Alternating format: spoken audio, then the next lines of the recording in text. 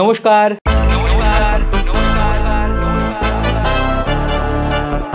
আপনাদের সবাইকে জানাই প্রাইড মান্থের অনেক অনেক শুভেচ্ছা।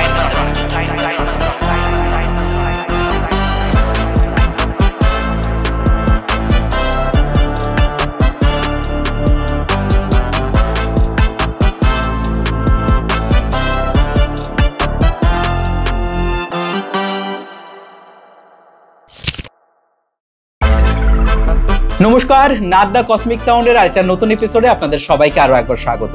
আর এই মুহূর্তে আমি যার ছবি ছিলাম তিনি হলেন একজন সাইকোথেরাপিস্ট এবং কাউন্সিলর রূপা দেব। আমরা বাক্সবন্দি সিনেমাটির মধ্যে অনেকগুলো প্রশ্ন আপনাদের সামনে উপস্থাপন করার চেষ্টা করেছি এবং আজকে প্রাইড মান্থের একদম শেষ পর্বে এসে আমরা চেষ্টা করব সেই প্রশ্নের একটা সমাধান নিয়ে আপনাদের সঙ্গে কথা বলতে। তার আগে আরেকটা কথা অবশ্যই বলে রাখি, যারা এখনো বাক্সবন্দি দেখেননি তারা অবশ্যই বাক্সবন্দি দেখবেন এবং আমাদেরকে জানাবেন বাক্সবন্দি আপনাদের কেমন লাগলো। আমরা ম্যাক্সিমাম পিপল হেটেরোসেক্সুয়ালিটিতে বিলং করি, যারা কম সংখ্যক মানুষ আছেন ওনারা হচ্ছেন হোমোসেক্সুয়ালিটি। ওরা যেহেতু মাইনরিটিতে বিলং করছেন, আমরা মেজরিটিতে, তাই আমরা সেটাকে একটা ডিজিজ হিসেবে দেখি বা আমরা ভাবি this is not normal way, আমরা সেটাকে নর্মাল ভাবি না। আমি যেই বাক্সবন্দি ফিল্মটা করলাম এটা বেসিক্যালি একটা গে থিমড মুভি, যেখানে আমি দেখালাম যে দুটো ছেলের মধ্যে একটা প্রণয়ের সম্পর্ক গড়ে উঠছে। Most of the general public যেই ভুলটা করে সেটা হচ্ছে যে ওরা গে এবং লেসবিয়ান এই বিষয়গুলোর সঙ্গে ট্রান্সজেন্ডারটাকে গুলিয়ে ফেলে। সামটাইমস এখানে দেখা যায় জিনগতভাবে কিছু ফ্যাক্টরের কারণে পারসন তার ওর সেক্সুয়াল ওরিয়েন্টেশন হোমোসেক্সুয়ালিটি থেকে বিলং করে, আবার সামটাইমস দেখা যায় কিছু এনভায়রনমেন্টাল ফ্যাক্টরস এর কারণেও সে হোমোসেক্সুয়ালিটিতে বিলং করতে পারে। সেখানে আমাদের এখনো অ্যাকুরেটলি আমরা কিছু বলতে পারি না। মৈথিলি ক্যারেক্টারটি এখানে দেখানো হয়েছে, সে সাফার করেছে no doubt, but I hope ওর মধ্যে একটা অ্যাওয়ারনেস আছে। নমস্কার, নাদ দ্য কসমিক সাউন্ডের আরেকটা নতুন এপিসোডে আপনাদের সবাইকে আরো একবার স্বাগত। বন্ধুরা, আপনারা সবাই জানেন আমরা প্রাইড মান্থের একদম শেষ পর্বে এসে পৌঁছেছি এবং এই গোটা প্রাইড মান্থে আপনারা অনেক ধরনের পডকাস্ট শুনেছেন, আপনারা দেখেছেন আমাদের ফিল্ম বাক্সবন্দি। আজকে এতদিন ধরে আমরা যে সমস্যাগুলোর কথা বলছিলাম, আজকে নাদ দ্য কসমিক সাউন্ড তার সমাধান নিয়ে এসছে। আর আমাদের আজকের এই পর্বে আমাদের বিশেষ অতিথি রূপা দেব। ম্যাডাম, আপনাকে অনেক অনেক স্বাগত আমাদের স্টুডিওতে। কেমন আছেন, কেমন লাগছে? হ্যাঁ, নমস্কার। আমার খুব ভালো লাগছে। এমন একটি উপস্থাপনা আমি আগরতলাতে আমি দেখতে পাচ্ছি, দেখে আমার ভীষণই ভালো লেগেছে এবং এটা আমি আশা রাখছি যে এটা অনেকটা অ্যাওয়ারনেস আমাদের কমিউনিটিতে, আমাদের সোসাইটিতে বাড়াবে এবং সে আশা রেখে আমি খুবই আনন্দিত যে আমাকে এখানে ইনভাইট করা হয়েছে। আমি এটার পার্ট হতে পেরেছি, সেটা আমার খুবই ভালো লেগেছে। খুব আনন্দ আমি আজকের এই জায়গায় পার্টিসিপেট করতে পেরে। আমাদেরও খুব ভালো লাগছে যে আমরা এই অনুষ্ঠানের একদম শেষ পর্বে আমরা যে সমাধানগুলো নিয়ে কথা বলবো সেইখানে আপনি এসেছেন। আমরা হয়তো নিশ্চয়ই সমৃদ্ধ হব আজকে। এবং এই যে বাক্সবন্দি সিনেমাটা আপনি দেখলেন সেটার মধ্যে আপনার কেমন লেগেছে, সেই চরিত্রগুলোই কিন্তু আমাদের আশেপাশে রয়েছে এবং তাদের যে সমস্যাগুলো রয়েছে নাদ দ্য কসমিক সাউন্ড চায় তাদের একটা সমাধানের রাস্তা করে দিতে। তো সেই হিসেবেই অ্যাকচুয়ালি আপনাকে আজকে আমাদের স্টুডিওতে নিয়ে আসা। বন্ধুদেরকে জানিয়ে রাখি, রূপাদি, আপনাকে দিদি বলেই আমি সম্বোধন করছি। রূপাদি হচ্ছেন একজন সাইকোলজিস্ট এবং সাইকোথেরাপিস্ট। দিদি অনেকদিন ধরে মানসিক স্বাস্থ্য নিয়ে কাজ করে চলেছেন। আমরা সরাসরি চলে যাবো এবার দিদির কাছে। আপনি যে সিনেমাটা দেখলেন বাক্সবন্দি, প্রথমে বলুন সিনেমাটা আপনার কেমন লেগেছে? আমার কাছে খুবই ভালো লেগেছে। আমরা আশেপাশে যে সমস্ত ক্যারেক্টারগুলো দেখছি, ইভেন আমি অ্যাজ এ সাইকোলজিস্ট আমি যখন প্র্যাকটিস করি আমাদের কাছে এরকম ক্যারেক্টার ইউজুয়ালি এসে থাকেন। সো এই পডকাস্টটা দেখে আমার এটাই ফিল হলো যে আমি হয়তো বা তাদের মুখ থেকে শুনছি, বাট ইউজুয়ালি ওরা এই ধরনের ফেস করে আসছেন। তো সেটা দেখে কোথাও না কোথাও আমার মানে জাস্ট আমি গুজবাম আমার উঠে গেছে। মানে আমি জাস্ট সামটাইমস আমি খুব ইমোশনাল ফিলও করেছি যে এই ধরনের ওরা সিচুয়েশন ফেস করে তারপরে ওরা একদমই পারছে না যখন হয়তো বা তখনই আমাদের কাছে আসছেন। তো সেটা দেখে আমি ওইটা ফিল করতে পারলাম। আপনার কি মনে হয় যে এই ধরনের মুভি আমরা যে তৈরি করলাম বাক্সবন্দি, এই ধরনের মুভি সমাজে একটা অ্যাওয়ারনেস ক্রিয়েট করার জন্য কতটা গুরুত্বপূর্ণ মাইনে রাখে বা কতটা প্রয়োজন এই ধরনের বিষয়গুলো নিয়ে কাজ করা? দেখুন, আমি বলবো এই ধরনের মুভি বা শর্ট ফিল্ম খুব রেয়ার মানুষ ইন্টারেস্টেড হন এগুলা করার জন্য। সেটার জন্য really thankful to your team and you also. কেন কি এটা অনেকটাই অ্যাওয়ারনেস বাড়াবে আমার মনে হয়। ওরা অ্যাটলিস্ট বুঝতে পারবে যে আমার কোথায় আইডেন্টিটি ক্রাইসিস হচ্ছে, আমার কোথায় আমার সেক্সুয়াল ওরিয়েন্টেশনটা নিয়ে আমি আরেকটু চিন্তা করব, আমি কিভাবে বের করব এবং সোসাইটিকে আমি কিভাবে ফেস করব। ইভেন আমি যদি সোসাইটির পার্সপেক্টিভও দেখি, এই ফিল্মটা হয়তো বা সোসাইটির মানুষদের অনেকটা অ্যাওয়্যার করবে কিভাবে আমরা এই ফেসটাকে আরেকটু কিভাবে আমরা অ্যাকসেপ্ট করে তাদেরকে আমরা আরো কতটা রাস্তা দেখিয়ে দিতে পারি। আই হোপ এটা অনেকটা আমাদের সোসাইটির জন্য হেল্পফুল হবে ফর অ্যাওয়ারনেস পারপাসেস। কারণ কি আমার মনে হয় আমরা যেরকম ছবিটার মধ্যে দেখালাম, আমরা যেরকম ভাবে ভাবি যে অনেকেই মনে করেন যে প্রেম ভালোবাসা হয়তো শুধুমাত্র নারী পুরুষের মধ্যেই হয়, হয়তো তার বাইরে আমরা ভাবতে পারি না, ওই বক্সের বাইরে গিয়ে আমরা ভাবতে পারি না। এই সিনেমাটা যদি মানুষ দেখে তারা হয়তো কোথাও না কোথাও একটা জায়গায় ভাবতে বাধ্য হবে যে ওরা যেই কষ্টটা পাচ্ছে, বা আমিও যদি কখনো এরকম একটা পরিস্থিতির মধ্যে যে আমাদের কষ্টটা হয়তো কোথাও না কোথাও সেম, হয়তো পরিস্থিতিটা আলাদা আলাদা হতে পারে, কিন্তু সেই প্রেমের বিরহের ব্যথাটা বা এই যে নিজেকে গ্রহণ করতে না পারার একটা দোদুল্যমানতায় আমি দাঁড়িয়ে রয়েছি, এই বিষয়টা কিন্তু কোথাও না কোথাও সবাই দর্শকরা বন্ধুরা কানেক্ট করতে পারবে বলে আমার মনে হয়। আমি যেটা আপনাকে এবারে জিজ্ঞেস করতে চাইছি, আমাদের যে 4টা চরিত্র মেইন রয়েছে সিনেমার মধ্যে, নীল, শুভ, শুভর মা এবং মৈথিলী, এই 4টে ক্যারেক্টার, কোন ক্যারেক্টারটা আপনার কাছে খুব ফ্যাসিনেটিং লেগেছে, যে কোন ক্যারেক্টারটা আপনাকে মনে হচ্ছে যে সমাজের মধ্যে একটা খুব বড় একটা বার্তা দিতে পারবে বলে আপনার মনে হয়? 4টে ক্যারেক্টার 4টে পার্সপেক্টিভে দেখানো হয়েছে। কেন কি অ্যাজ এ হিউম্যান বিং আমাদের perspective we are different from others, so character 4টে 4 ধরনের আছে। সেই জায়গায় আমার মনে হয় মৈথিলী যে ক্যারেক্টারটি এখানে দেখানো হয়েছে, সে সাফার করেছে no doubt, but I hope ওর মধ্যে একটা অ্যাওয়ারনেস আছে। সেই স্পার্কটা আমি দেখতে পেরেছি ওর চোখে মুখে।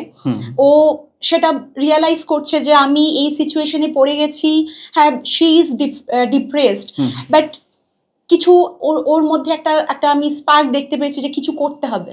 ও যেরকম ভাবে ওর মাদার ইনলকে বোঝাচ্ছিলেন যে এটা অ্যাকসেপ্টেবল সোসাইটিতে, আমাদেরকে করতে হবে, এগিয়ে যেতে হবে, এবং this is not a disease, এটা ডিজিজ নয়, এটা কোনো মানসিক রোগ নয়, এটা সাধারণ মানুষের মতো শুভ, সেও একটা মানুষ, আপনারই ছেলে।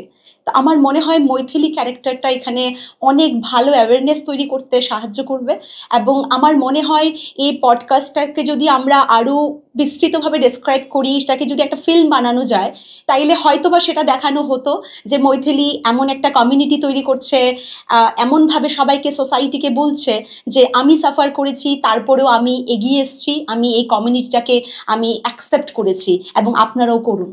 রাইট রাইট রাইট মানে মৈথিলী ক্যারেক্টারটা আমার নজরে, মানে আমরা যখন গল্পটা লিখি, আমার কাছে একটা ভীষণ স্ট্রং, মানে এই চরিত্রগুলোর মধ্যে সবচাইতে স্ট্রং ক্যারেক্টার ছিল মৈথিলী, যে নিজের সাথে এরকম একটা ঘটনা ঘটার পরেও যে একজন সমাজ সচেতক হিসেবে সামনে এগিয়ে এসছে এবং বলছে কথাগুলো, তার শাশুড়ি মায়ের সঙ্গে সমস্ত কথাগুলো বলার পর তার যে একদম লাস্ট ডায়লগটা থাকে যে এই ভুল হচ্ছে সমাজের ঘুণে ধরা সমাজের, এরকম একটা ডায়লগ ছিল, যে সমাজের দিকে তাকিয়ে ও একদম ক্যামেরার দিকে তাকিয়ে দর্শকদেরকে উদ্দেশ্য করে সে কথাগুলো বলছে।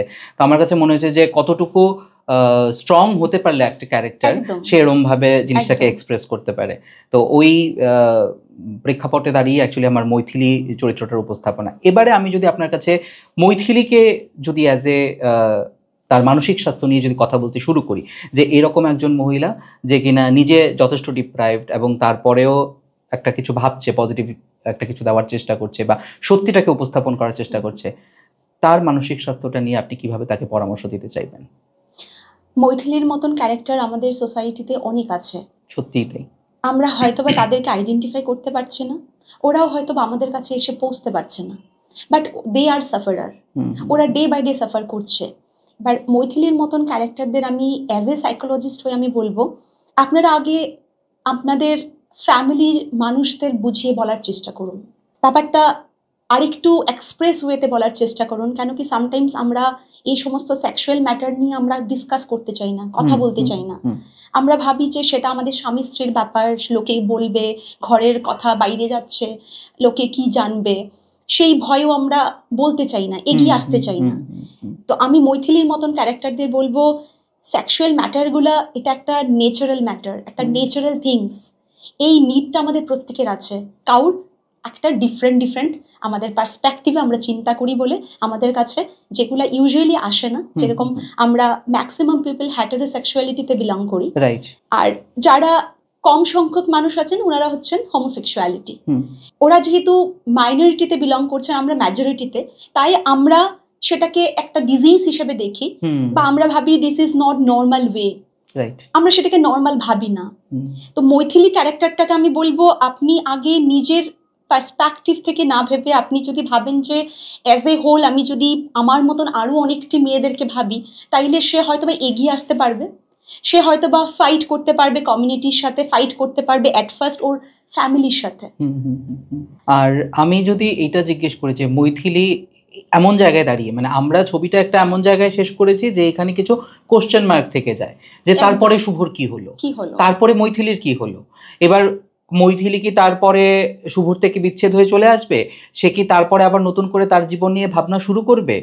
যদি এইরকম একটা সিচুয়েশনে মৈথিলি দাঁড়িয়ে থাকে, আমি সুইসাইড করা ব্যাপারটাকে কখনোই প্রাধান্য দিই না। আমার মনে হয় যে একটা রাস্তা গেছে তো আরো অনেকগুলো রাস্তা আমার জন্য খোলা রয়েছে, আমাকে ওই রকম ভাবে ভাবতে লাগবে। মৈথিলিকে আপনি তার পরে এগিয়ে যাওয়ার জন্য কিভাবে সাহায্য করতে পারবেন? আমি বলবো মৈথিলির যদি এই সিচুয়েশনে নিশ্চয়ই ওর ডিপ্রেস থাকবে ভীষণ রকম, এবং ওর সুসাইডাল থটস আসা, কি করব বুঝে উঠতে না পারা, কনফ্লিক্টে থাকা, সামটাইমস আইসোলেটেড ফিল করা নিজেকে, সেগুলো ইউজুয়াল কিছু সিমটমস ওর মধ্যে থাকতে পারে। সেই জায়গায় আমি নিশ্চয়ই বলবো একজন মেন্টাল হেলথ ওয়ার্কারের হেল্প নিতে। সেই ব্যাপারে যদি ওর ফ্যামিলি ওকে সাপোর্টিভ না হয়, আমি বলবো ওর নিজে থেকে এগিয়ে আসা দরকার, কারণ কি ওরও একটা লাইফ আছে, এর পরেও সে নিজেকে আরো ভালোভাবে এস্টাবলিশ করতেই পারে এবং সোসাইটির জন্য ও একটা ইন্সপিরেশন হয়ে যেতেই পারে। কারণ কি সুইসাইড করে নেওয়া তো মানে এখানেই আমার শেষ, মৈথিলির তো কোনো দোষ ছিল না সেই জায়গায়। একদমই তাই। এখানে আমি বলবো কাউরই কোনো দোষ ছিল না, সবাই যার যার নিজের জায়গায় রেখে কথা বলছে, নিজের জায়গায় রেখে চিন্তা করেছে। শুভর মাও সেম জিনিসটাই করেছেন, তাই না? উনিও সোসাইটাল প্রেসারের কারণেই আজকে এই ধরনের একটা কাজ করেছেন, তাই না? তবে তারপরেও আমরা যদি বলি যে এখানে যদি কাউর ইমপ্রুভমেন্ট দরকার হয়, সেটা হচ্ছে শুভর মা। সেটা যদি কিভাবে হয় আমরা যদি ভাবতে শুরু করি, তাইলে আমাকে আরেকটু ব্যাক করে যেতে হবে। আমাদের সোসাইটাল যে নর্মস রেগুলেশনস আছে, আমরা সকলেই জানি যে সুপ্রিম কোর্ট তাদেরকে একটা আলাদা থার্ড জেন্ডার বলে সেটা প্রায়োরিটি দেওয়া হয়েছে, আমরা সকলেই জানি, শুনেছি, বাট মন থেকে মানতে চাইছি না। আমরা সকলেই এডুকেটেড ফ্যামিলি থেকে বিলং করলেও আমরা সেই জিনিসটাকে মানতে চাইছি না। যখন আমাদের ফ্যামিলিতে এই জিনিসটা হয়, আমরা তখন ভাবি যে সোসাইটি কি বলবে, আমি কিভাবে মুখ দেখাবো তাদের। যেটা নর্মাল ওয়েতে একটা ছেলে একটা মেয়েকে বিয়ে করবে, সেভাবে আমার ছেলেটি কেন করবে না? আমারও তো স্বপ্ন আছে, তাই না? তো তাই জন্য অনেকেই সেটা ভাবেন যে it's a mental disorder, but it is not a mental disorder. এটাও আরো 5টা সাধারণ মানুষের মতন, ওরাও মানুষ। একদমই তাই। এটা হচ্ছে ওদের একটা সেক্সুয়াল ওরিয়েন্টেশন। আমাদের সেক্সুয়াল ওরিয়েন্টেশন, আমরা হেটারোসেক্সুয়ালিটিতে বিলং করি, ওদের সেক্সুয়াল ওরিয়েন্টেশন হচ্ছে ওরা হোমোসেক্সুয়ালিটিতে বিলং করে। বাট হোমোসেক্সুয়ালিটিতে আমাদের অনেকগুলা টার্ম আছে, LGBTQ, সেটা যদি আমি ডেসক্রাইব করি তাইলে আমরা সকলেই জানি সেটার ব্যাপারে। L ফর লেসবিয়ান, একটা মেয়ে যখন আরেকটি মেয়ের সঙ্গে ইমোশনালি, সেক্সুয়ালি এবং আরেকটু সাইকোলজিক্যালি, ফিজিক্যালি অ্যাট্রাকশন ফিল করে, নট অনলি লাইক দ্যাট যে ও শুধু জাস্ট এ ফ্রেন্ড, ও যাচ্ছে বা থাকছে। অনেকে এসে আমার সাথে এরকম ডিসকাস করেন, অনেক প্যারেন্টসরা আসেন আমার ক্লিনিকে, এসে বলেন যে ম্যাডাম আমার মেয়েটি বা আমার ছেলেটির মধ্যে এই ধরনের কিছু ক্যারেক্টার লক্ষ্য করছি, এটা কি থেকে কিভাবে বের করা যায়, কিছু মেডিসিন আছে কি দেবেন, তাইলে যদি এটা থেকে আমার মেয়েটি, যেমন শুভর মা বলছিল যে বাবার কাছে গেছি, জল পড়া, একদম একদম। সো কেউ যাচ্ছেন এরকম বাবাদের কাছে যাদের থেকে কিছু জল পড়া আনছে, কেউ আবার ধরুন একটু এডুকেটেড হলে ওরা আমাদের কাছে আসছেন, এসে বলছেন যে এটা কি মেন্টাল ডিসঅর্ডার, এটাতে কি কিছু কিউরেবল কিছু মেডিসিনস বা থেরাপি সেশন আছে, আমরা কি নিলে আমার মেয়েটি বা আমার ছেলেটি কি ভালো হতে পারে। এবার উনি যে টার্মগুলো ইউজ করছেন, মেয়ে এবং ছেলে, সেটা হয়তো বা বাইবার ডক্টর বলেছেন জেন্ডার দেখে, মানে লিঙ্ক দেখে, যে হ্যাঁ আপনার একটা ছেলে জন্মগ্রহণ করেছেন, আপনার একটা মেয়ে জন্মগ্রহণ করেছেন, তাই না? বাট এই হোমোসেক্সুয়ালিটির পিছনে আমি বলবো এখানে বায়োলজিক্যাল ফ্যাক্টর আছে, হুম, আমাদের জেনেটিক্যালি আমরা সামটাইমস কিছু ফ্যাক্টরের জন্য আমরা পেয়ে আসি, আচ্ছা সামটাইমস কিছু এনভায়রনমেন্টাল ফ্যাক্টর আছে, আচ্ছা অনেক ফ্যাক্টর আছে। এগুলো এখনো আমি বলবো আন্ডার রিসার্চ, এগুলো এখনো আমরা সেই রকম ভাবে অ্যাকুরেটলি বলতে পারি না যে এটার পিছনে কি কজ আছে। ওকে সামটাইমস এখানে দেখা যায় জিনগতভাবে কিছু ফ্যাক্টরের কারণে সে পার্সন তার ওর সেক্সুয়াল ওরিয়েন্টেশন হোমোসেক্সুয়ালিটি থেকে বিলং করে, আবার সামটাইমস দেখা যায় কিছু এনভায়রনমেন্টাল ফ্যাক্টরসের কারণেও সে হোমোসেক্সুয়ালিটিতে বিলং করতে পারে। ওকে সেখানে এখনো আমাদের অ্যাকুরেটলি আমরা কিছু বলতে পারি না। এবার আমি আসি জি ফর গে। একটি ছেলে যখন সিমিলার সেম জেন্ডার আরেকটি ছেলের প্রতি অ্যাট্রাক্টেড ফিল করে, সেম ইমোশনালি, সেক্সুয়ালি, সাইকোলজিক্যালি, এবং সে যখন অ্যাট্রাকশনটা physical attraction, not only physical attraction, এখানে মেন্টালিও আছে, সে অনেকটা ক্লোজনেস ফিল করে, অ্যাজ লাইক এজ আমরা হেটেরোসেক্সুয়ালিটিতে যেরকম একটি মেয়ে একটি ছেলের প্রতি অ্যাট্রাকশন ফিল করা, যেটাকে আমরা ট্রু লাভ বলি, যে আমি সারা জীবন একসাথে থাকতে পারবো, উই ফিলিংস, সেম ফিলিংস ওরা শেয়ার করে। সামটাইমস কেউ কেউ বলেন যে ইটস এ চয়েস, সে চাইলেই চেঞ্জ করতে পারে, but it's not a choice. এবার সেই কোশ্চেনটা যদি আমাদেরকে করা হয় যে আপনিও তো চাইলে চেঞ্জ করতে পারেন, আপনিও তো চাইলে একটি মেয়ের সঙ্গে আপনি অ্যাজ এ পার্টনার হয়ে আপনি থাকতে পারেন, বাট সেটা তো আমার সেক্সুয়াল ওরিয়েন্টেশন সেরকম নয়, আমি সেটা ফিল করব না, তাই না? তো সেটা আমার চয়েস নয়, আমি বাই বার্থ হয়তো বা পেয়ে এসেছি, এখানে আমি কিছু চেঞ্জ করতে পারবো না। হ্যাঁ, এখানে আরেকটা হচ্ছে আমাদের হরমোনাল কিছু ফ্যাক্টর থাকে, যেটা আমি মিস করে গেছি, বায়োলজিক্যাল, এনভায়রনমেন্টাল অ্যান্ড হরমোনাল কিছু ফ্যাক্টর থাকে। ওকে ওকে, তো সেগুলা ইটস নট এ চেঞ্জেবল, এটা কখনো আমরা চেঞ্জ করতে পারবো না। এটা আছে, দ্যাট মিনস এটা ডিজিজ নয়, আমাকে সেটা অ্যাকসেপ্ট করতে হবে। এবার আমি আসি বি হচ্ছে বায়োসেক্সুয়ালিটি। এই ধরনের মানুষরা কি করেন, বোথ ফিমেল অ্যান্ড মেল দুজনের সাথেই ওরা সেম ফিলিংস রাখেন।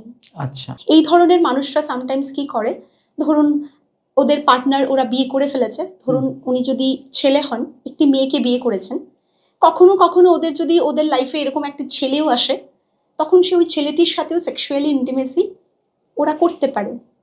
বায়োসেক্সুয়ালিটিতে বোথ মানে মেয়ে ছেলে দুজনের সাথে ওরা কমফোর্টেবল। আচ্ছা আচ্ছা। এবার আমি আসি টি ফর ট্রান্সজেন্ডার, আমরা সকলেই জানি।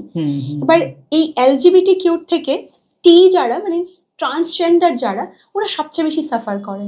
ওকে, বাট ট্রান্সজেন্ডার যারা তারা কেন সাফার করে, কেন কি ওরা বাই বার্থ হয়তো বা যেই জেন্ডারটা ওরা বা যেই লিঙ্গটা ওরা নিয়ে জন্মগ্রহণ করেছেন, ওনারা সেটাতে কমফোর্টেবল না।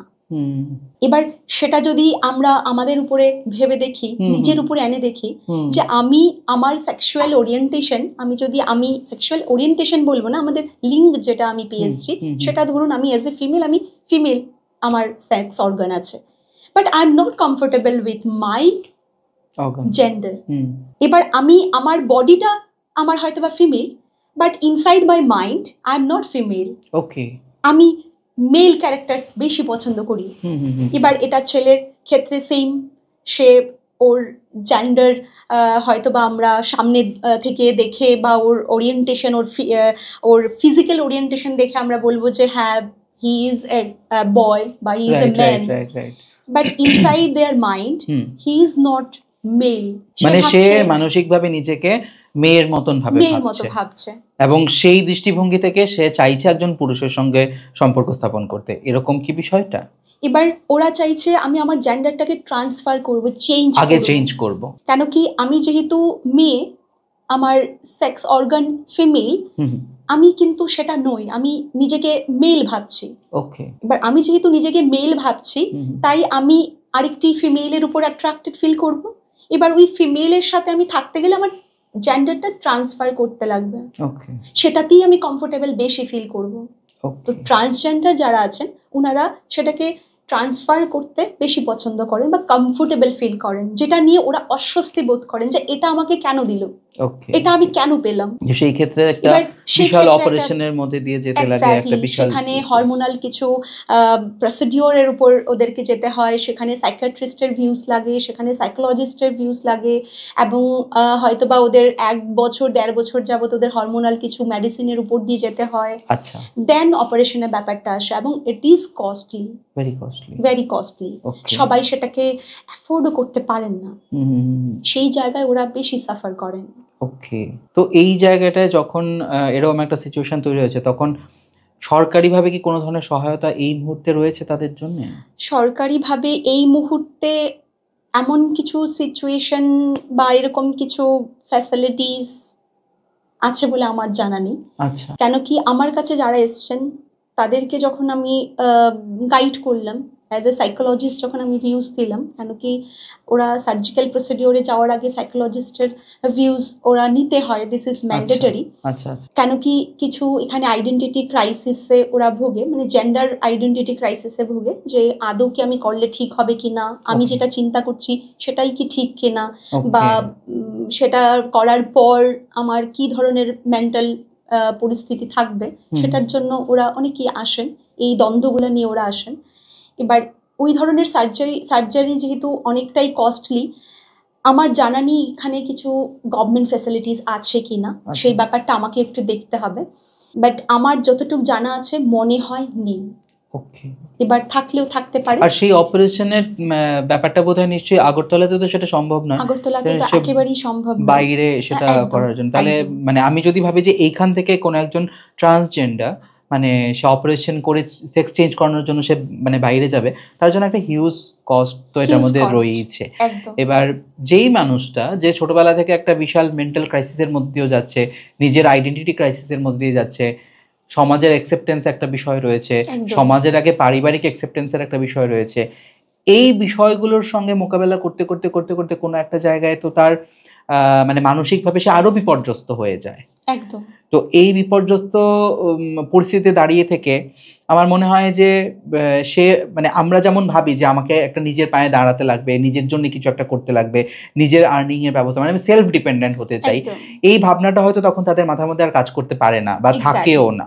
কোনো একটা জায়গায় তারা নিজেকে সেরকম ভাবে গ্রুমিং করতে পারে না বিষয়টা নিয়ে। একদম তো এই যে একটা সিচুয়েশন, এখন তো আমরা অনেকটা বদলেছি। আজকে থেকে 10-15 বছর আগে আমাদের সমাজ যেমন ছিল, আজকের দিনে দাঁড়িয়ে অনেকটা গ্রহণযোগ্যতা হয়েছে। একদম আমি বলবো হয়তো 15-20% এখন পর্যন্ত মানে আমরা একসেপ্ট করছি। আমি একটু বড় পার্টটাই রাখলাম যে এখনো একসেপ্ট করে না, এটা সত্যি কথা, করে না। Because as a film maker বা অ্যাজ এ ডাইরেক্টর আমি যখন কাজটা শুরু করেছিলাম, এটা আমার নিজের অভিজ্ঞতা থেকে বলছি আর কি, যে যেহেতু 2021-এ কোভিডের সময় আমাদের কাজটা হয়েছিল, তখন অনেক বন্ধু বান্ধবরা বলেছিল যে তুমি কেন এই বিষয়টা নিয়ে কাজ করছো।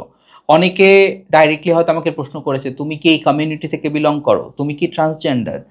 তো কোথাও না কোথাও একটা জায়গায় গিয়ে তাদেরকে বোঝাতে আমার মনে হয়েছে যে এটা তো একটা বিশাল ভাস্ট চ্যাপ্টার, তো তাদেরকে পড়াশোনা করার মতন আমাকে তাদেরকে বোঝাতে লাগবে।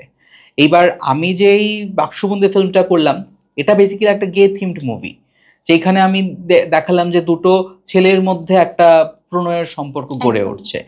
এবার most of the general public যেই ভুলটা করে সেটা হচ্ছে যে ওরা গে এবং লেসবিয়ান এই বিষয়গুলোর সঙ্গে ট্রান্সজেন্ডারটাকে গুলিয়ে ফেলে, সবাইকেই ট্রান্সজেন্ডার আন্ডারে ফেলে দেয়। হ্যাঁ, এই বিষয়টা মানে কাউকে যদি বলা হয় যে তোমার একটা ছেলেকে পছন্দ, ও আচ্ছা তার মানে তুমি মেয়ে, তুমি ট্রান্সজেন্ডার, নট নেসেসারি, রাইট? এই জায়গাটায় সমাজকে আপনি কিভাবে বলতে চাইবেন? এই যে একটা সিচুয়েশন তৈরি হলো যে সমাজ বুঝতে পারছে না যে ছেলে যদি একটা ছেলেকে ভালোবাসে, দ্যাট নট বি যে একজনকে আমার ট্রান্সজেন্ডার হতে লাগবে, বা যেটা আমরা ওই প্রথম পার্টটাতে আলোচনা করলাম যে যেই পার্টটা আছে, তো এই পার্টটা নিয়ে আপনি যদি আরেকটু বিস্তারিতভাবে আমাদেরকে বলেন যে সমাজকে আপনি কিভাবে সেই বিষয়টা বোঝাতে চাইবেন। এবার দেখুন, সমাজকে বোঝাতে হলে আমাদের মনে হয় আগে সেটা বুঝতে হবে যে এই ধরনের কমিউনিটিতে যারা আছেন ওদের কথা শোনা, রাইট, ওদের কথা শোনার মতন কেউ নেই। কেন কি আমার কাছে যারা এখন পর্যন্ত এসছেন, না করেও হলেও আমি বলবো 25% এসছেন এখন পর্যন্ত আমার কাছে আগরতলায়। আচ্ছা আচ্ছা, ওরা belongs from Tripura, whole Tripura. আচ্ছা, এবার ওনারা সকলেই, কেউ আছে ধরুন 20 years old, কেউ আছে 16 years old, এবার যারা বিলো 18 আছে ওনারা ওদের মা বাবারা নিয়ে এসছেন ধরে বেঁধে যে এটা একটা ডিজিজ, আপনি ঠিক করে দিন। কোনো কোনো সময় আমাকে অনেক কথাও শুনতে হয়েছে যখন আমি বোঝাতে গেলাম। এক্স্যাক্টলি আপনি এখন যে কোশ্চেনটা করলেন যে গে কমিউনিটির লোকেরা, যেটা এই পডকাস্টে দেখানো হয়েছে এটা অনলি গে পিপলদের নিয়েই করানো হয়েছে, গে কমিউনিটি নিয়েই করানো হয়েছে। যেটা আমি একটু আগে বললাম যে LGBTQ এটা পুরোটাই একটা কমিউনিটি এবং ওদের প্রত্যেকটা সেক্সুয়াল ওরিয়েন্টেশন আলাদা আলাদা। এবার তাদের কথা শোনার মতোই লোক নেই। আমরা যদি একটু বসে তাদের কথাগুলো শুনি যে ওরা বেসিক্যালি কি চাইছে, তাইলে হয়তোবা আমরা ওদের ফিলিংসটা বুঝতে পারবো।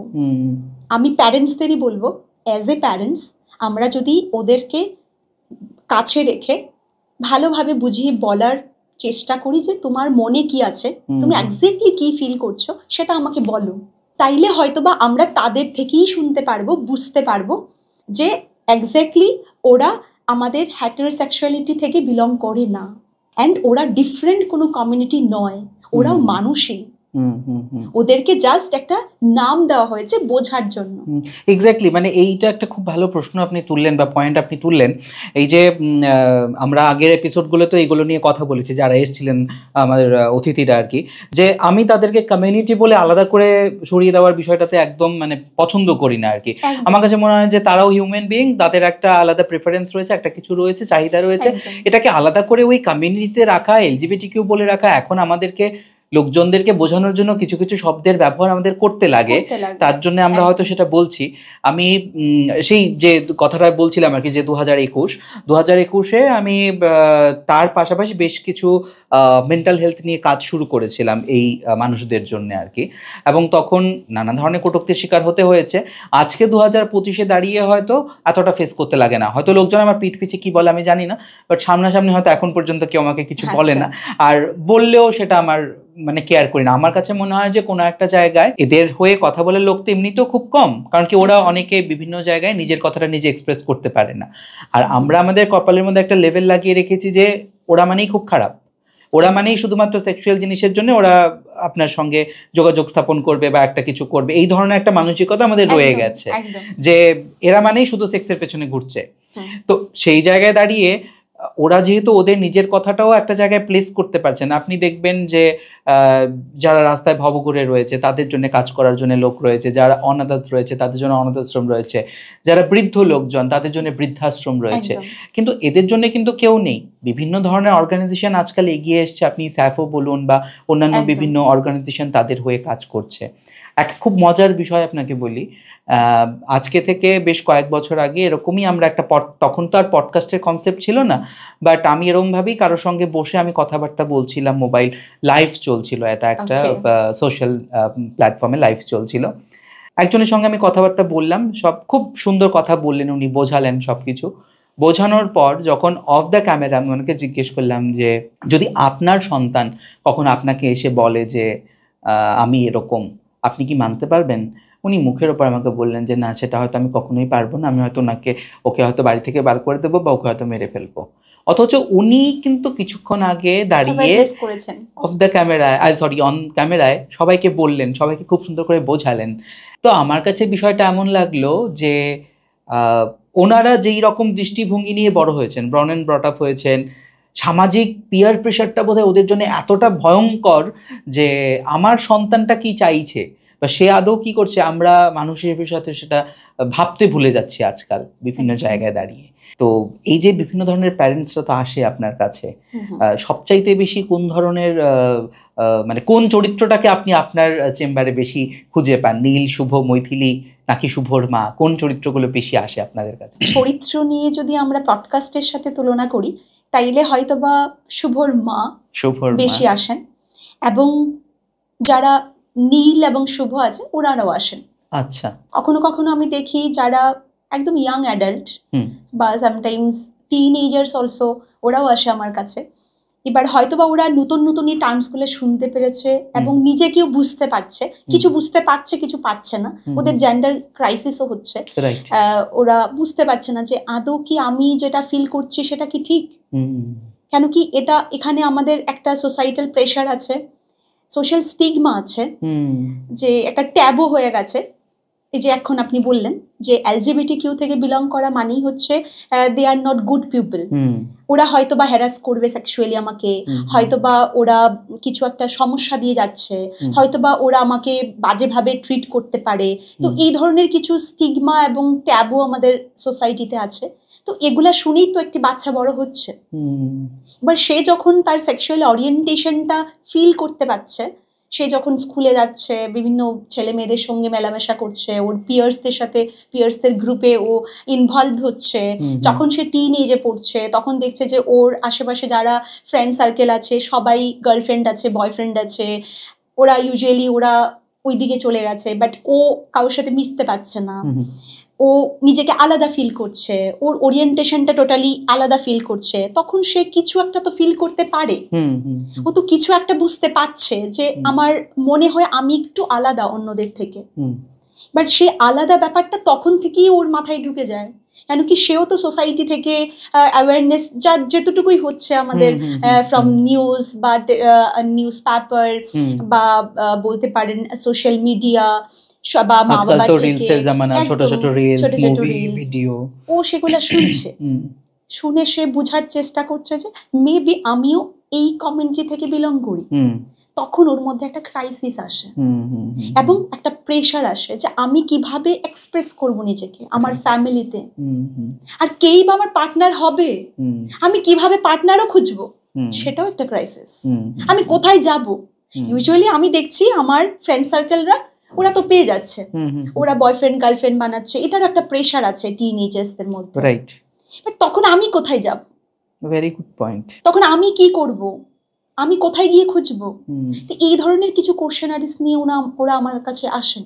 হয়তো বা কোনো সময় আমি এমনও কেস পেয়েছি আমার ক্লিনিকে, মা বাবাকে জানাইনি, জাস্ট বলেছে যে আমার একটু ডিপ্রেশন লাগছে, আমি একটু কাউন্সেলিং করতে চাই, তোমরা আমাকে নিয়ে আসো। আচ্ছা। এবার এডুকেটেড ফ্যামিলি থেকে বিলং করলে ইউজুয়ালি প্যারেন্টসরা বুঝতে পারে যে কিছু একটা ব্যাপার আছে, এখন অ্যাডোলেসেন্স পিরিয়ড চলছে, তখন ও এসে মা বাবার সামনে কিছু বলেন না, বলে ম্যাম আমি তোমার সঙ্গে আলাদাভাবে কথা বলতে চাই। আচ্ছা। তো ইউজুয়ালি আমাদের সেশনগুলো এরকমই থাকে, আমরা প্রথম মা বাবাদের সাথে একটা সিটিং আমাদের থাকে, প্যারেন্ট কাউন্সেলিং যেটাকে আমরা বলি। দেন যে আমার কাছে মিট করতে এসছে, আমার থেকে কিছু জানতে চাইছে সেই ক্লায়েন্ট, ওকে আমরা আলাদাভাবে ডিসকাস করি, সেটা হচ্ছে আমাদের ইন্ডিভিজুয়াল সেশন। আচ্ছা। বাট ইন্ডিভিজুয়াল সেশনে যখন আমরা কনভারসেশন করি তখন সে সেটাকে ডিসক্লোজ করে যে ম্যাম এই হচ্ছে ব্যাপার, আমি এটা নিয়ে কনফ্লিক্টে আছি, আমার এই ফিলিংস চলছে, আমি কি করব? তো আমার এখানে ধরুন এইসব প্যারেন্টসরাও আসে, যারা প্যারেন্টসরা কিছু হলেও বুঝতে পারছে, যেরকম ধরুন ড্রেস আপ করা, হেয়ার স্টাইল করা, চলাফেরা করা, কথা বলা ফোনের মধ্যে শুনে ফেলছে, চ্যাটিং দেখে ফেলা, সেগুলো দেখে মা বাবারা কিছু হলেও বুঝতে পারে।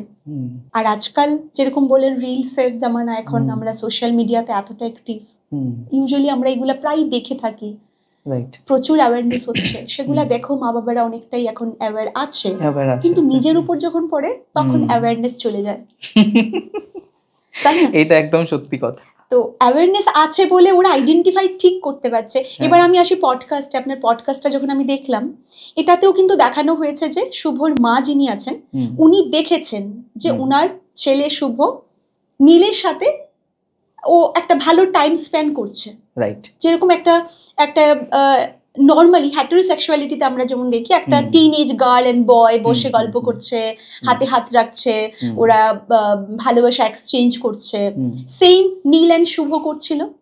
উনি দেখে কিন্তু আইডেন্টিফাই করেছেন। ইভেন এটাও দেখানো হয়েছে পডকাস্টে যে উনি বলছেন আরেকজনের সাথে ডিসকাস করছেন যে আজকাল সোসাইটিতে কি চলছে ওরে বাবা, বাট আমার শুভ এরকম নয়, উনি কিন্তু নিজে থেকে বলছেন। তার মানে উনি কোথাও না কোথাও সাপ্রেস করছেন একদমই তাই নিজের ফিলিংসটাকে, ভয়টাকে, যে আমার ছেলেও সেম, ওই ভয়টাকে উনি সাপ্রেস করছেন। সেটা ওনার চোখে মুখেই আমাদের পডকাস্টের মধ্যে দেখানো হয়েছে খুবই সুন্দরভাবে। শুভর মা ওই ব্যাপারটাকে উপস্থাপনা করেছেন, আমরা দেখেছি। এবার এটা ইউজুয়ালি অনেকেই করেও থাকেন, অনেকে করে। আমাদের কাছে যেরকম মারা আসেন তেমনি শুভ নীলের মতন ক্যারেক্টারও আসছেন। আচ্ছা, আরেকটা ব্যাপার হচ্ছে ওইখানে ওরা ওই আইডেন্টিটি ক্রাইসিসে ভুগতে ভুগতে বা সোসাইটিকে এক্সপ্রেস করতে করতে বোঝাতে বোঝাতে কোথাও না কোথাও ওরা হারিয়ে ফেলে নিজস্বতা। আমি কে, আমার কি করা দরকার।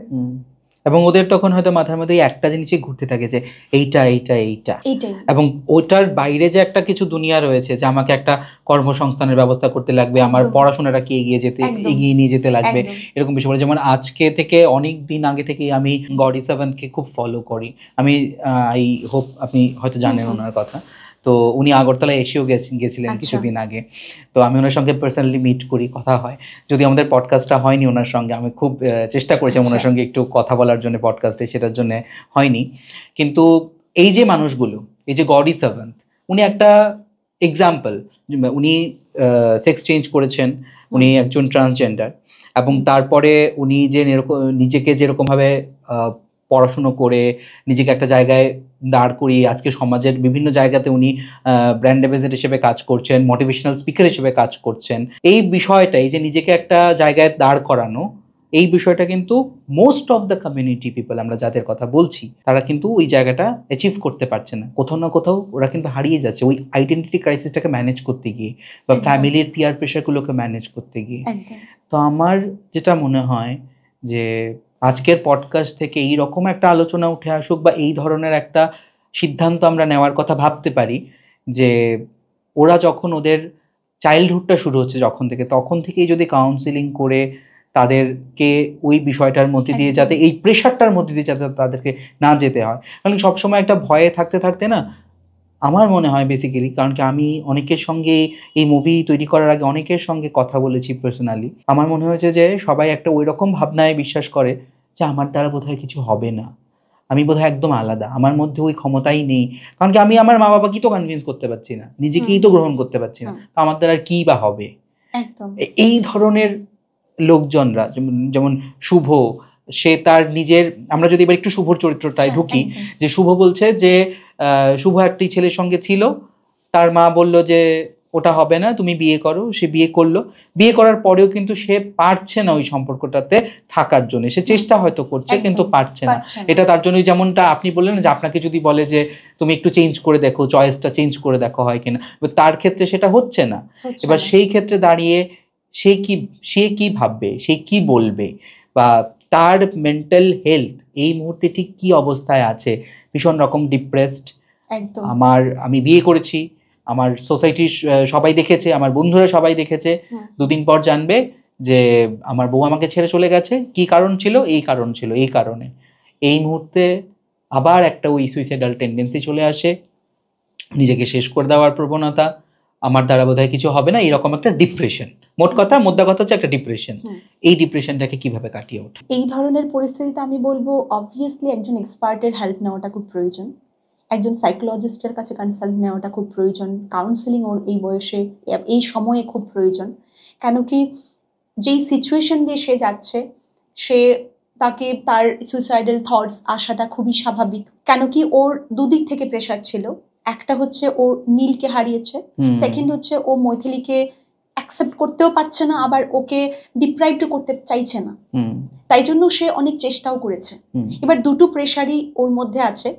এবার এটা তো ওকে করানো হয়েছে দুটো প্রেশার, ঠিক, এর বাইরেও তো ওর একটা প্রেশার আছে যে আমি কিভাবে নিজেকে এস্টাবলিশ করব, আমি যেই জেন্ডার এট প্রেজেন্ট আছে, আমার যেই সেক্সুয়াল ওরিয়েন্টেশন আমার আছে, সেটাকে আমি কিভাবে সোসাইটিকে এক্সপ্রেস করব, সেটাও ওর আগেই সেই প্রেশারটা ছিল যখন সে নীলের সাথে এঙ্গেজ ছিল, যে কিভাবে আমি নীলকে আমি সমাজের সামনে নিয়ে আসব, কিভাবে আমার মাকে আমি কনভিন্স করাবো, সেই প্রেশারটা তখন থেকেই ছিল।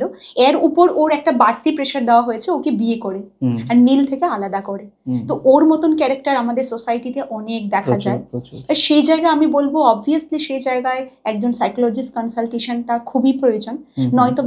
হয়তোবা আমরা এরকম আরো অনেক ক্যারেক্টারকে হারিয়ে ফেলেছি অলরেডি, আমি বলবো এই ধরনের পরিস্থিতির শিকার হয়ে হয়তোবা তারা সুইসাইড করেছেন, রাইট, তাই না? হয়তোবা ওরা এমন জায়গায় আইসোলেটেড করেছেন নিজেকে, হয়তো সেখান থেকে আর বেরোতেই পারছে না।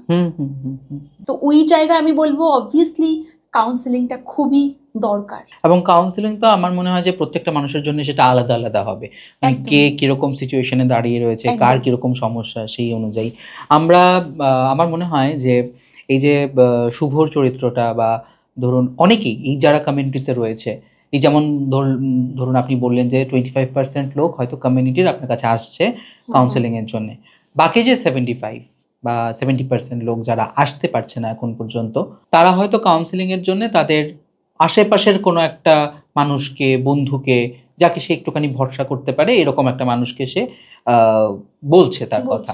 যেমন আমরা যদি নীলের চরিত্রটায় এবার যাই, নীলের চরিত্রটায় তার অপোজিটে বসেছিল মৃত্তিকা দি।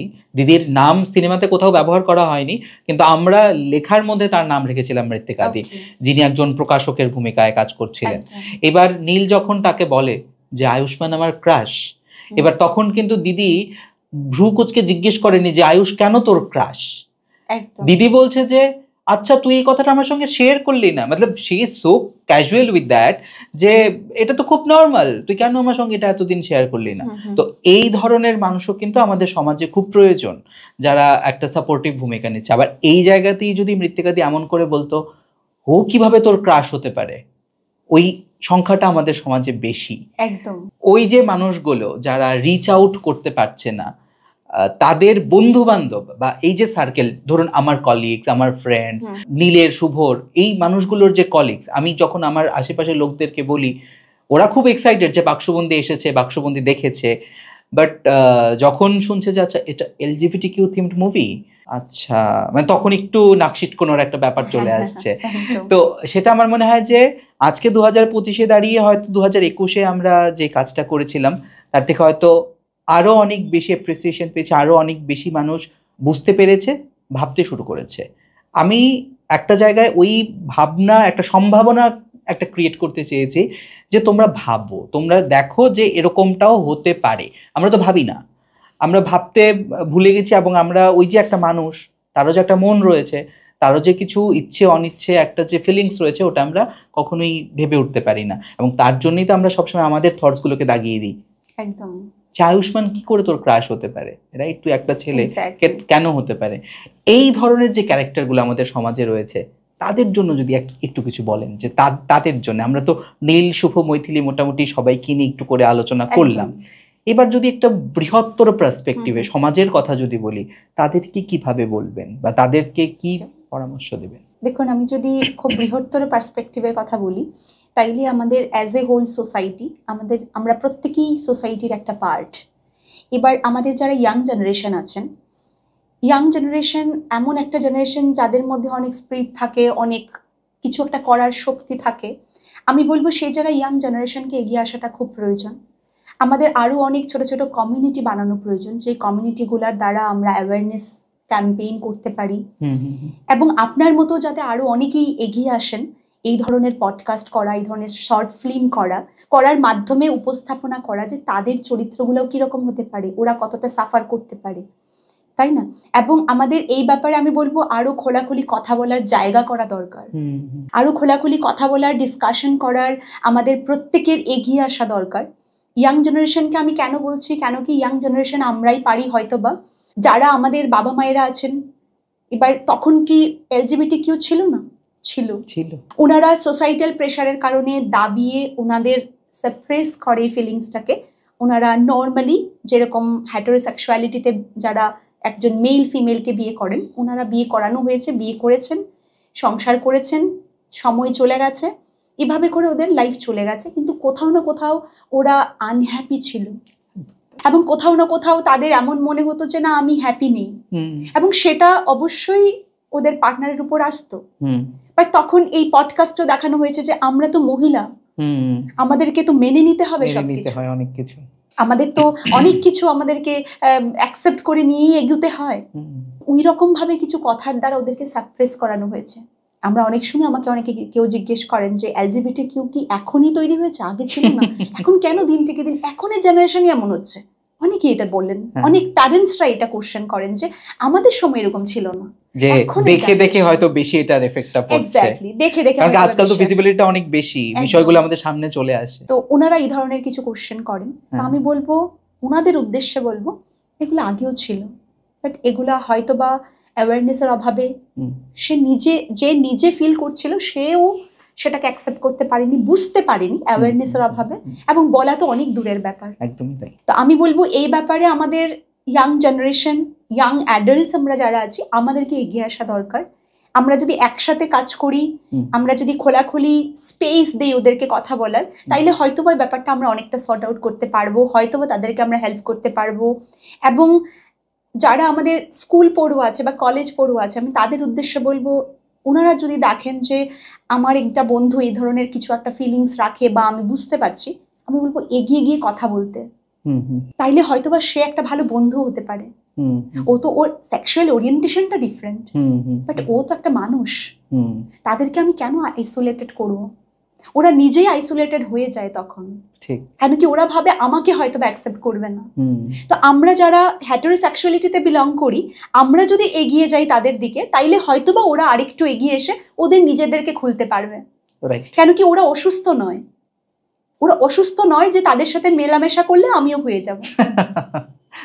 খুব সুন্দর একটা পয়েন্ট। এটা অনেকেই ভাবে, এই বিষয়টা অনেকেই ভাবে যে তার সঙ্গে কথা বললে হয়তো আমার সেক্সুয়ালিটি চেঞ্জ হয়ে যেতে পারে, ইভেন ও হয়তো আমার সঙ্গে একটা সেক্সুয়াল অ্যাক্টিভিটি করতে পারে।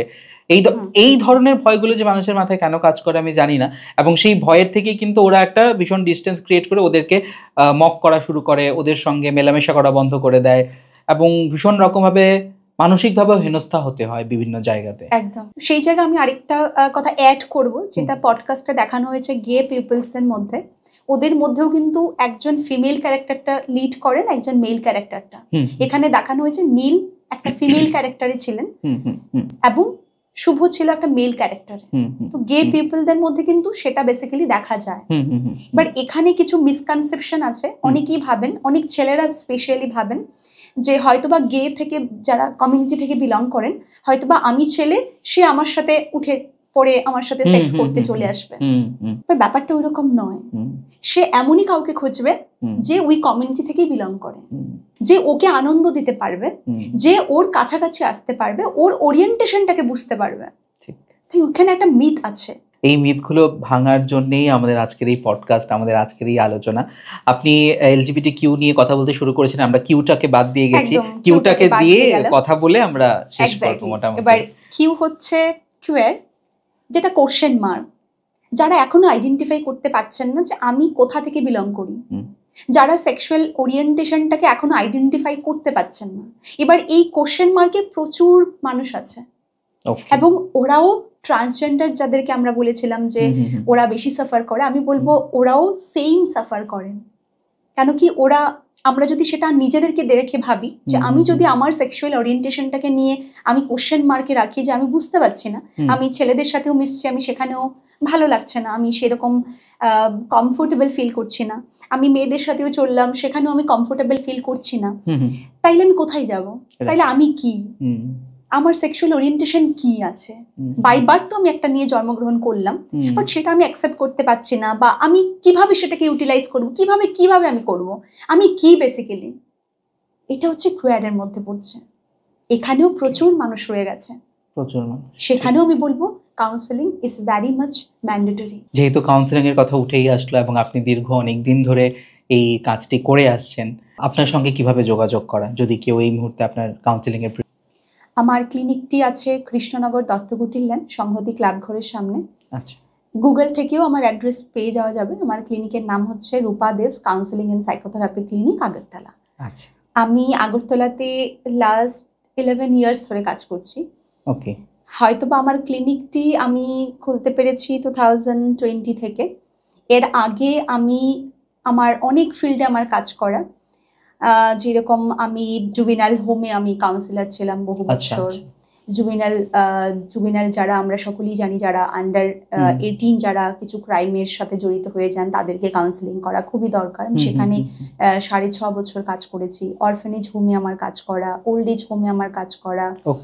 এবং অ্যাডপশন রিলেটেড নিয়েও আমি ভেরিফিকেশন করি অ্যাজ এ কাউন্সিলর। আমার রেজিস্ট্রেশন আছে social welfare and social education ডিপার্টমেন্টের তরফ থেকে। ক্লিনিক্যাল ফিল্ডে আমি অ্যাট প্রেজেন্ট আমি বলবো আমার আমি এই ফিল্ডে যেভাবে এসছি, যে ইন্সপিরেশন থেকে, সেটা হচ্ছে আমাদের এখানে এই ফিল্ডে খুব কম মানুষ আসেন। আমি বলবো আমার ক্লিনিকটি একমাত্র অ্যাক্টিভ ক্লিনিক ইন ত্রিপুরা, এবং যেখানে আমি সব ধরনের মেন্টাল ইলনেস নিয়ে আমি কাজ করি এবং সাইকোথেরাপি আমি প্রোভাইড করি অ্যাজ এ থেরাপিস্ট। ওকে, তা আপনারা চাইলে অবশ্যই আমি যোগাযোগ করতে পারেন। আমি আপনার অ্যাড্রেস এবং ফোন নাম্বার বন্ধুদেরকে জানিয়ে রাখি। কেউ যদি যোগাযোগ করতে চান, আমি অবশ্যই ডেসক্রিপশন বক্সে লিংক অ্যাড করে দেব, ফোন নাম্বার দিয়ে দেব। আপনারা চাইলে অবশ্যই যোগাযোগ করবেন।